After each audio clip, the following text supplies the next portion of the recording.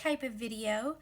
I have a new love and it's bullet journaling, and I kind of wanted to share with you my bullet journal, where I am, my process, and how I'm planning in it and how I'm using it. I know bullet journaling's like super popular, so I'm excited to kind of give it a try. I've been using my Erin Condren planner for just about a year now, and I love my Erin Condren. But I found that I mostly just use it for work. It's pretty large, so I leave it on my desk at work, and I track all of my work tasks and all of my work things, but I kind of wanted something that I could track like personal things and keep like all of my to-do list and notes and personal schedule in, and it didn't really fit in my Erin Condren because I mostly just use it for work stuff. So I've been searching for a solution, and I finally came upon bullet journaling, and I just love that you can combine bullet journaling with like a schedule and to-do lists and tasks. I like that it can all be in there, and I also love that there's freedom to make it as creative and colorful and happy as you like. And you guys know me, I'm definitely going to make it creative and colorful and happy. So I'm really excited, and I've been using it for a little while now, and I love it, and I kind of wanted to share it with you. And first off, I have this really cute pink journal that I'm using, and it has a elastic band here to kind of hold it together. This is a Leuchtturm 1917 journal, and I ordered it off of Amazon. So one of the very first things I wanted to do when I got this journal was make it look like it was mine and to kind of beautify it a little bit. So I pulled out some of my scrapbooking papers and gave it a little bit of a makeover. So in the front cover, I added this gorgeous paper that I've had in my stash for a while. I believe it was from a Studio Calico kit a long time ago, and it's got these like super rainbow epic pencils, and I just thought it would be so cute for a planner. And I love this paper. I've been kind of hoarding it in my stash, and I feel like putting it in this bullet journal is like the perfect way for me to use such a gorgeous paper and to kind of highlight the epicness of it. So I just measured and then glued it down, and then measured and glued that down. I did add a label with my name and my cell phone number and my email just in case it gets lost. And then I did put the date of when I started this planner, and I basically started at the beginning of January, so I added that. And then I think what I'll do is when this one is finished, I'll put the date of when I finished it there as well. So that is what I added to the front cover. In the back cover, I added this really gorgeous paper. I've also had this one in my stash for a while, and I can't remember where I got it, but it's just this really gorgeous sunburst bokeh kind of a little bit print, and it's just so gorgeous. So I did add that here, and I also added it onto the pocket that's in the back of this journal. And I just love those papers so much. I love that when I open my bullet journal, it's just so bright and happy and colorful, and it's definitely me. So this is definitely a more artistic take on a bullet journal. Most bullet journals are like not this colorful that I can tell from online, but that's okay. By the way, if you don't know what a bullet journal is, I'm gonna leave a link below for Ryder Carroll's video. He's the one who started it, and there's like a really good tutorial on that.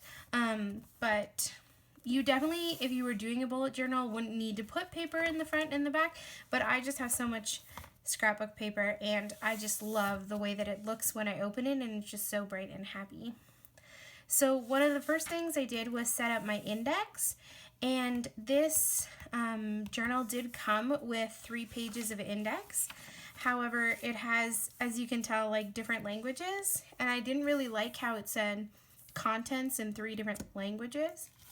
So what I ended up doing was just taking some labels from my stash and covering up where it said like contents in those different languages. And basically the index is where you keep a log of all the different pages. So you can see like page 1 is where you'll find the key, and then I have that, and that's pretty much how far I am. So I did add some labels at the top just to kind of jazz it up a little bit.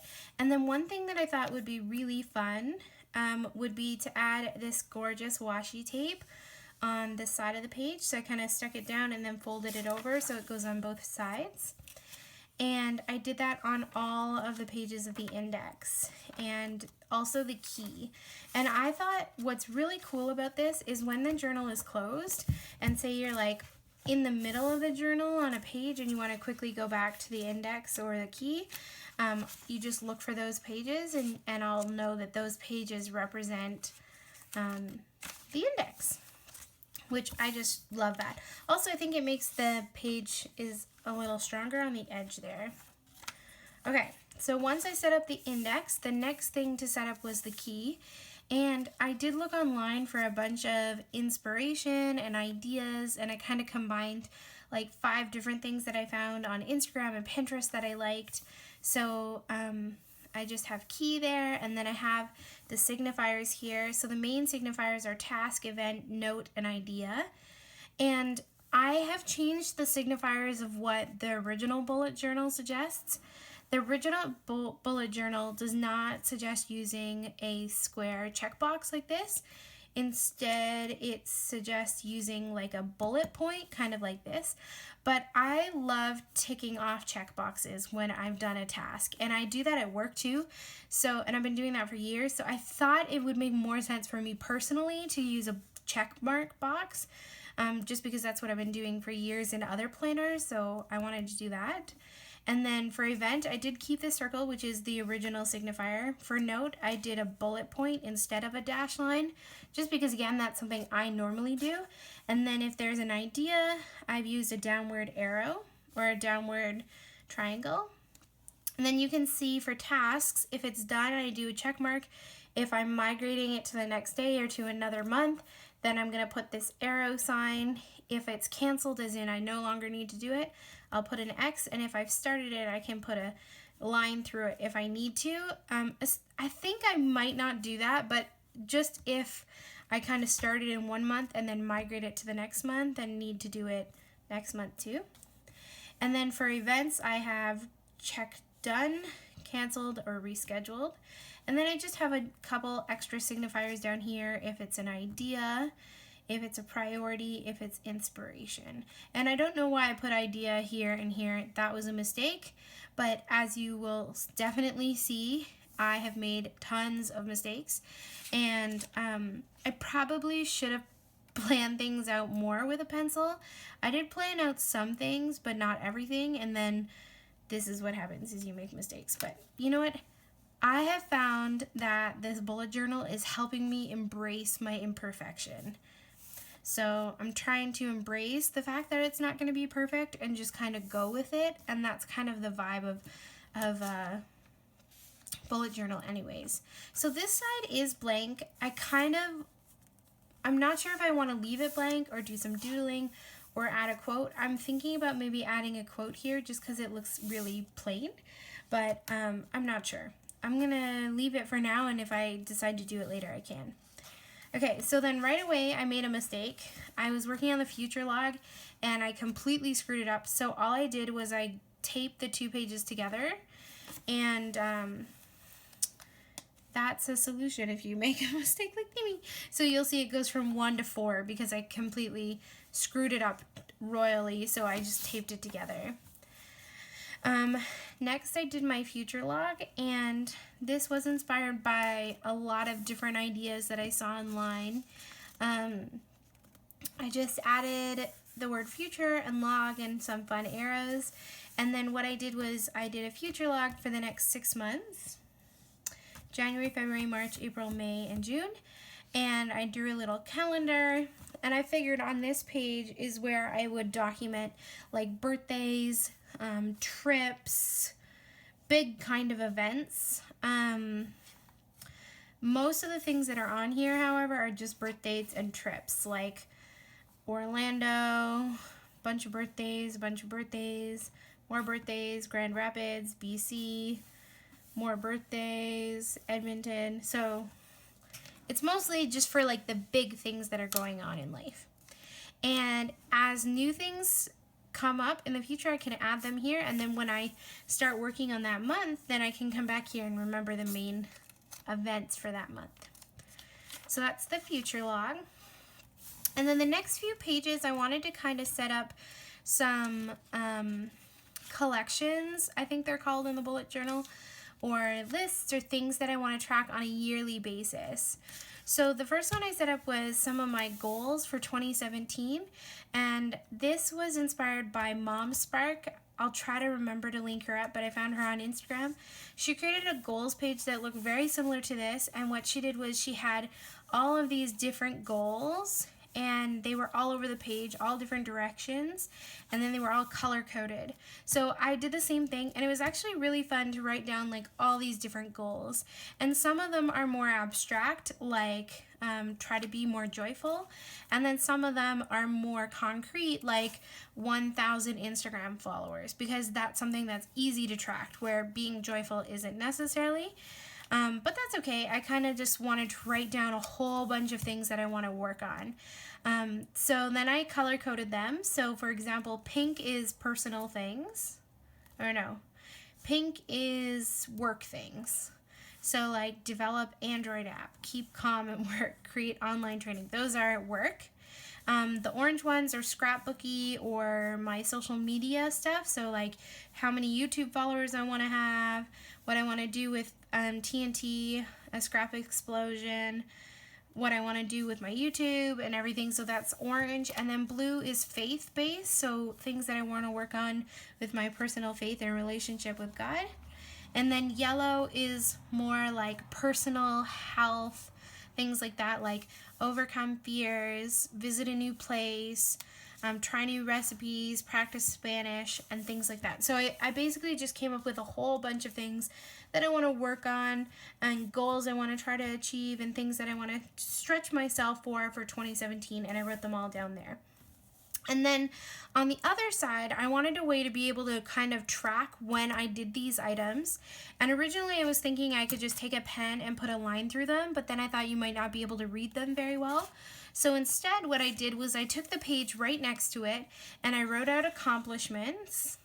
And this is kind of my own thought process, is what I could do is write accomplishments here, and then if I achieve any of these 2017 goals, I can write it over here and list it. So if I make a budget, which is one of the money goals that I have that I really need to do for 2017, as soon as I make a budget, I'm going to write it over here. If I reach 1,000 Instagram followers, which I'm pretty close, I think I'm at 900 now or something. When I do that, I can write it over here. And some of these things may not move over here in the same way. Like, how do you track when you are being patient? Well, you can't necessarily track that. But if I do something that is me practicing patience, then I could write the task or the thing that I did. So for example, if I go to the doctor's office and wait 3 hours and don't complain at all, that to me is like practicing patience. So I could write, didn't complain at the doctor's office. So anyways, I figured here's a list of all the things I want to achieve. And then on this side, I could kind of track and just write out things once I achieve them. So who knows if I'll keep up with this, but I really want to try because I think it'll help me feel more successful when I can move things from my goals list over to things that I've actually accomplished. Okay, so that is the first thing I wanted to track. And then the second thing I wanted to track was my social media following. And these are lofty goals, so who knows if this will actually happen. But I have started tracking, and you can see I tracked some in January up until today. And this was inspired by a Instagram tracker that My Life in a Bullet on Instagram, again, I'll try to link that below, she had a bunch of circles to track her Instagram following, and I thought that would be really cute. And so what I did was I created an Instagram tracker and a YouTube tracker, and I just put down where I started at the beginning of the year and then kind of put a square. And then I figured as I achieved those numbers, I could color them in. So for example, on Instagram, I started at the beginning of the year with just about 900. And then every 25 new Instagram followers I get, I can color it in. And then on YouTube, I started with about 6,000, or I hit 6,000 on Christmas Day, I think, or Boxing Day. And then every 50 in YouTube followers I get, I'll color one in. So I did make it different numbers here. Like here I went by 25s and here I went by 50. And the reason I did that is because I tend to grow YouTube faster than my Instagram. And I didn't want to feel unsuccessful on Instagram if it takes me like 2 months to get 50 followers. Because I've had Instagram since basically the beginning of Instagram, and I don't have that many followers. So I know that it's harder for me to grow Instagram followers, but I still want to feel successful. And I thought if I made the numbers that it climbs in smaller, then maybe I'll feel more successful. And I did go all the way to the end of the page. I have no idea if I'll be able to achieve 2,325 Instagram followers in 2017. That seems like a really lofty goal. But I thought, why not reach for the stars and see what happens? Because my YouTube channel has completely been a surprise to me. So maybe if I put more focused attention on Instagram, then it can be a surprise too. So I guess we'll see, and what I can do is each month kind of give you an update on some of these things, just to show you how things have changed if you're interested, but you'll have to let me know if that's something that interests you. So anyways, that's my social media tracker. And then these are definitely ideas that I scrap lifted from other people. I really want to try to read more books in 2017. I used to read so many books, like a book a week, sometimes a book a day. And especially when I was in university and even in high school, I went to university for English to be an English teacher, and I had to read so many books. And I loved that. Like, it was so much fun to me, and I used to read so much. And I was thinking about 2016, and I realized that in all of 2016, I might have read like 2-3 books, and that is it. And that is so embarrassing. It's so embarrassing. And I hate that because I love reading books. So I made a books I've read page, and this books I've read page was inspired by the Bullet Journal Addict on Instagram. The Bullet Journal Addict on Instagram. She had a bookcase like this, and I basically just copied it, scrap lifted it, except for that she didn't have these vases. I found those on somebody else's book shelves. So I drew out all these books, and then my thought process is that when I read a new book, I can add the book that I read to the spine of one of these books and then color it in, and it'll be like reading a book. So this is obviously a lofty goal considering I read like 3 books last year, but I think it'll motivate me to see all these books on the shelves and be like, I want to try to read 2 books a month. This is probably more than 2 books a month. I didn't really count. I kind of just drew it out, but I really need to try to read more. So that is there. And then I love movies, and that's probably why I haven't been reading a lot of books, is because I watch a lot of Netflix and YouTube. I watch a lot of YouTube, and I love movies. And I don't think that's going to change. So what I did was I was inspired by It's Steph on Instagram, who had a movie night page. And it's so cute. It's like all these little popcorns coming out of a little popcorn bag. And what you do is you have all these popcorn, and then you write the movie that you've watched inside of the popcorn. And it's like a great way to keep track of the movies that you've watched this year. So, for example, this past weekend, I watched Hidden Figures with my mom. And so then I just wrote the title Hidden Figures there. By the way, great movie. And I loved the way that this font looked, how she had the font like this and then this cursive knight. So I've kind of kept that inspiration for the next few pages. So I have these 2 pages, and they're blank right now, so I do need to add some stuff, but I kind of wanted to just show them to you guys anyways, even though they're blank. What I wanted to track was quotes I want to remember and lyrics that I love.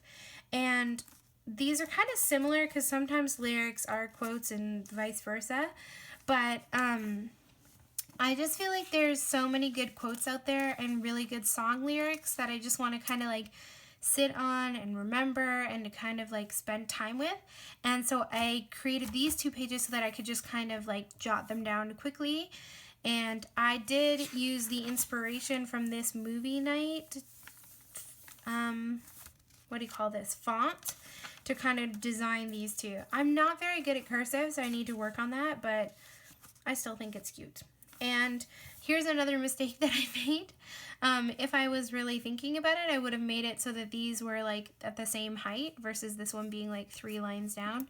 But I honestly was not looking at this page when I was doing this page, and then afterwards I sat back and was like, oh yeah, that is a little funny looking. But you know what? I'm embracing my imperfection. Okay.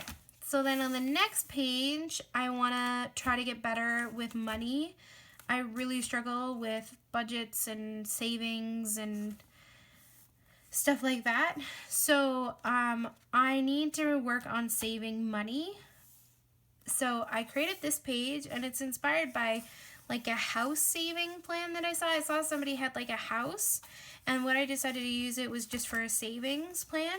So each of these bricks I figured could represent like $20 or $25, and when I save that money I can color in the brick. And I didn't really count them, I just kind of made the whole page into bricks. So it's probably not the right amount of bricks. Like maybe it's too many, but I don't know. I have this goal to go on a cropping cruise, like a cruise where you get to scrapbook, and I need to save money if that's gonna happen. So here we go. $20, and I'm hoping that I can save $20, $25 a week or whatever, and then track that all the way up as I save money for that cruise.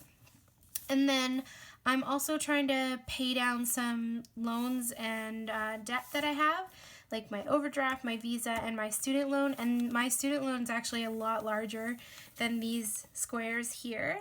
But I didn't think, like, I'm not going to be able to tackle my whole student loan this year, but I do want to try to like dent it a little bit. So I did use this stencil that I had that had all these like wonky squares and just traced out the squares. And I didn't include the amounts here because that's kind of personal. But I figured as I make a little dent of whatever amount that I've designated these squares, I can color it in. And I think having somewhere where it's like visually in front of me will really help. Because my student loan is so depressing to me, I kind of like to just ignore it, and I think that is like one of the biggest problems for why I haven't paid it off is because I just make the minimum payment and I ignore it. But I'm really gonna try to make a concerted effort into like making more of a dent. And then again, here's another mistake. I made these squares go all the way to the edge of the page. I probably shouldn't have done that row. But you know what? What's done is done. And I also screwed up the lines up there and down here. And so you'll see in a few places I use that oops correction tape to fix my many, many, many mistakes. And you haven't even seen the major mistake that I made in tracking this. So that is how I set up all of my yearly tracking things. And collections. There might be more that I'll want to add later, and I'll just add those throughout the book. And there we go. That's how I started my bullet journal, and I just really love it. I love that everything is in one place. I love that I can track these like yearly things in the same place that I can track like my weekly to-do lists and events. And I love that I can make lists and stuff, and I'm really hoping that having a bullet journal will help me be a little more organized with my life. So hopefully, I mean, who knows? I'm gonna try it again for another month and see how it goes. So what I'm gonna do is in this video, kind of wanted to just give you an overview of why I love it and how I got started and kind of some of the collections and things that I already put in there. And then in my next video, I'm going to hopefully show you my February spreads. I think what I'm going to do is set them up and then show you guys afterwards and kind of talk about why I did things. If you guys really enjoyed this video, can you leave me a comment and let me know? Do you bullet journal? Do you want to see bullet journal videos? Do you not want to see them? If you could kind of give me some feedback that would be really helpful. I know that I definitely love it and I want to use it, and I want to try to find more ways to be creative and make it my own, like adding scrapbooking paper and stuff like that. So I'm definitely going to do it. I just want to know if you guys want to see videos, because if you don't want to see videos, I don't want to waste my time. But if you do, then I will definitely show you guys videos as well. So let me know. Have a lovely day. Bye, guys.